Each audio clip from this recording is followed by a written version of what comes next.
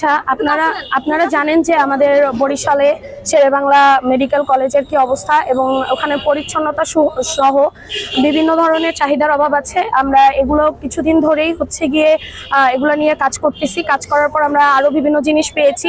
এগুলা আমরা আমাদের যে মহিউদ্দিন রনি ভাই আছে তার সাথে আলোচনা করার পর আজকে আমরা আসলে মেডিকেলের সংস্কার যাতে হয় সেই নিয়ে আমরা বিক্ষোভ মিছিল করেছি। মেডিকেলের সামনে থেকে আমরা এখন টাউন হলের সামনে অবস্থান করছি এবং আমাদের যে ভোগান্তি হয়, আমরা দেখতে পাই যে রোগীরা শেরেবাংলায় গেলে সঠিক সেবা পাচ্ছে না, সঠিক চিকিৎসা পাচ্ছে না।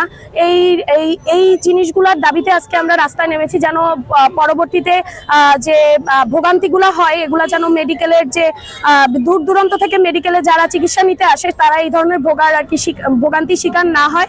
এবং আমরা চাই যে মেডিকেলের যত সিন্ডিকেট আছে এই সিন্ডিকেটগুলো আমরা ভাঙবো, কারণ মেডিকেল হচ্ছে সেবার জায়গা, এটা কোনো সিন্ডিকেটের জায়গা না।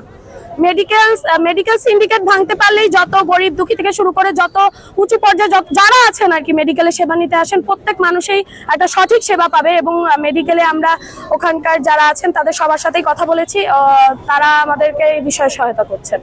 ধন্যবাদ।